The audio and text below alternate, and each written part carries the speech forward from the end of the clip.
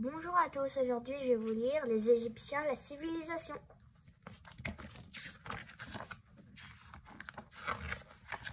Les Égyptiens. Alors, les pharaons. La civilisation égyptienne est sûrement l'une des plus brillantes de l'Antiquité. Pendant plus de 3000 ans, de 3150 à 30 avant Jésus-Christ, environ, les Égyptiens vont dominer un immense territoire, traversé du nord au sud par le Nil. Ce peuple inventif et travailleur est gouverné par un souverain, le pharaon. Le premier de l'histoire est Ménès. Et sais-tu ce qu'il porte sur sa tête? Non, pas une, mais deux couronnes qui symbolisent la Haute-Égypte et la Basse-Égypte qu'il a unifiée.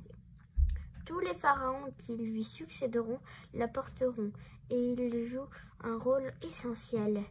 Ils sont à la fois rois, chefs militaires et dieux, assurant l'harmonie entre les hommes et les divinités.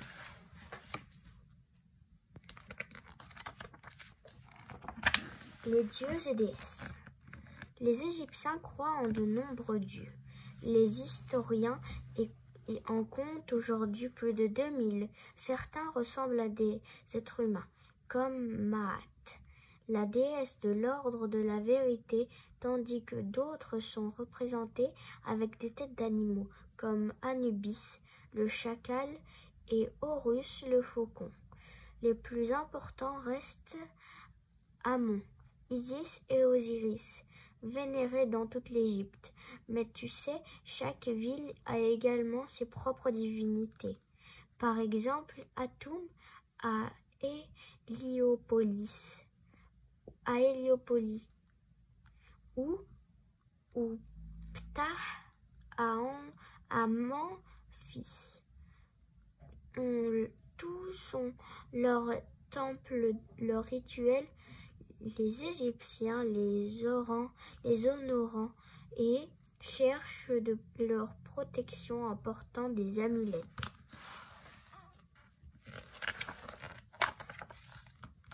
Les animaux sacrés. Les dieux peuvent également prendre l'apparence d'animaux. Singes, crocodiles, ânes, chacal, lions, serpents, ibis, scarabées, tous sont considérés comme des divinités à part entière. Ils sont parfois élevés à l'intérieur des temples et il est interdit de les tuer. Le chat tient une place particulière. Les Égyptiens l'adorent. Ils l'appellent Miou. Ça ne te dit rien, mais si, voyons, Miaou. Incarnation de Bastet, déesse de l'amour. Il est protégé par la loi. Celui qui lui fait du mal est puni. Quand il meurt, il est momifié, comme les humains, et enterré dans un cimetière rien que pour lui.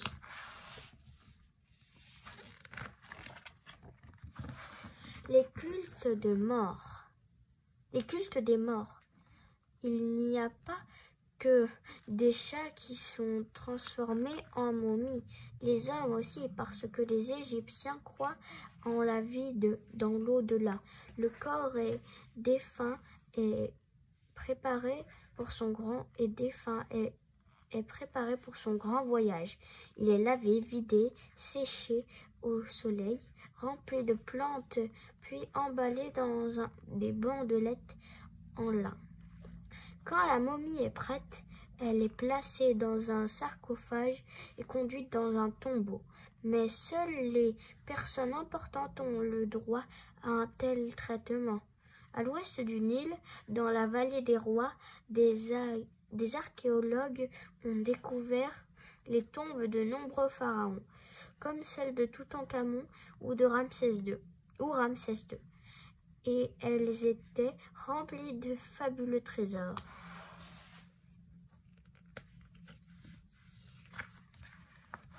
Les pyramides. Si certaines tombes de souverains se trouvent dans la vallée des rois,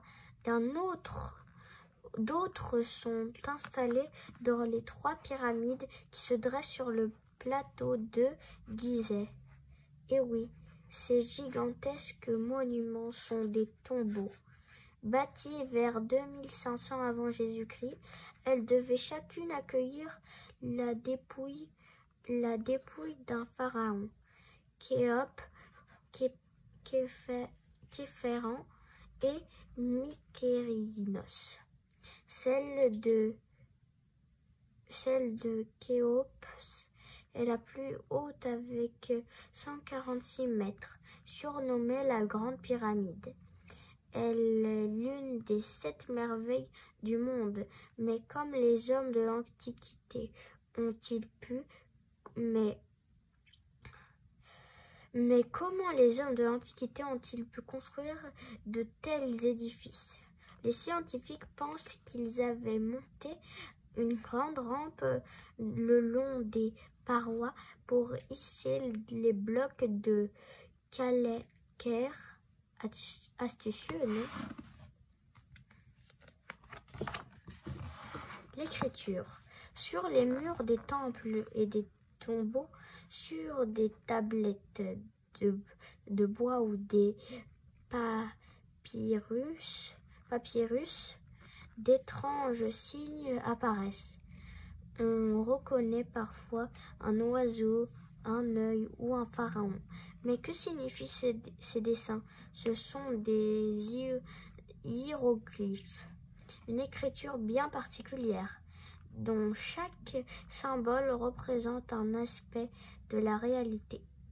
On dit que c'est la langue des dieux. Seuls les scribes, les fonctionnaires qui gèrent l'administration du royaume, savent la lire. Mais au fil des siècles, cette langue sacrée a disparu. En 1822, Jean-François Champollion parvient à la traduire grâce à une stèle, la célèbre pierre de Rosette.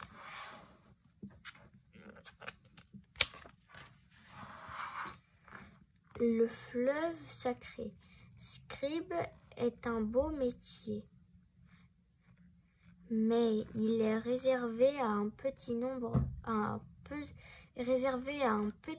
de personnes. En réalité, les paysans représentent 99% de la population.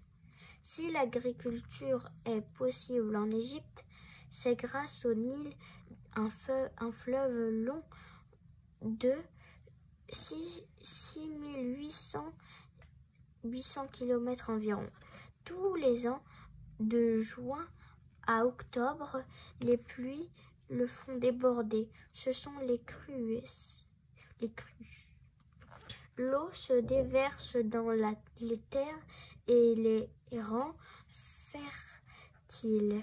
Les Égyptiens peuvent alors cultiver toutes sortes de céréales, blé, froment, orge. Ils construisent même des canaux pour mettre l'irrigation et leur sol. Le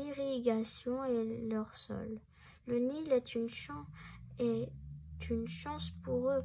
C'est pourquoi ils le vénèrent comme un dieu, même s'il peut être effrayant avec tous ces crocodiles et ces hippopotames. Le secret de beauté. L'eau est importante en Égypte pour l'agriculture, mais pas seulement. Elle permet aussi de se laver. Hommes et femmes prennent soin de leur corps et font très attention à leur hygiène. Dans quel but? Rejoindre la vie éternelle, bien sûr.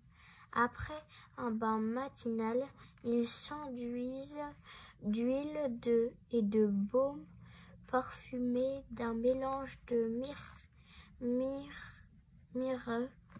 de genêt et d'encens. Ils y ajoutent ensuite du miel pour se nettoyer la bouche et avoir une bonne haleine. et pour sublimer leur regard, ils soulignent leurs yeux de corail. On raconte même que la reine Cléopâtre prenait des bains de lait d'ânesse pour entretenir la jeunesse de sa peau.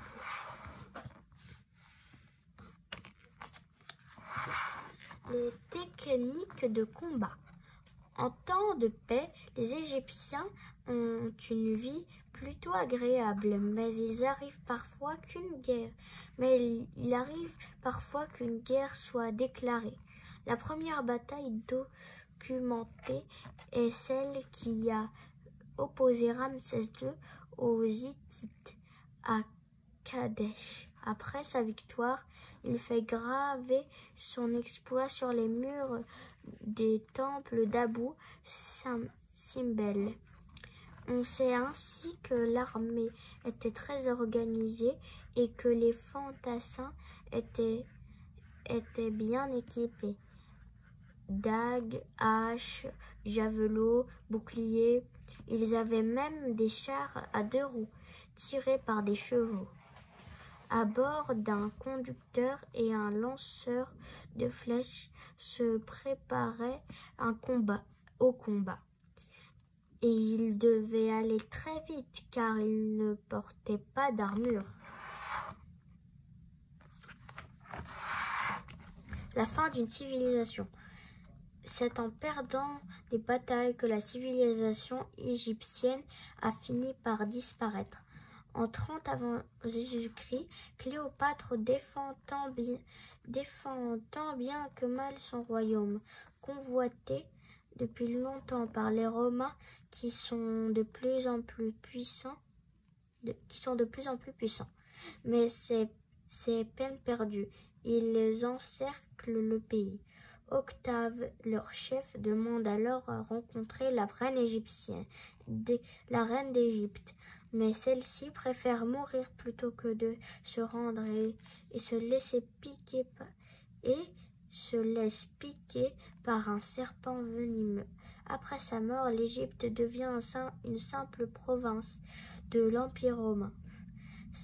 C'en est fini de l'époque des pharaons. Aujourd'hui, il reste heureusement de nombreux vestiges comme les pyramides de Gizeh. Quelle chance! Merci d'avoir regardé cette histoire. À bientôt pour une nouvelle histoire.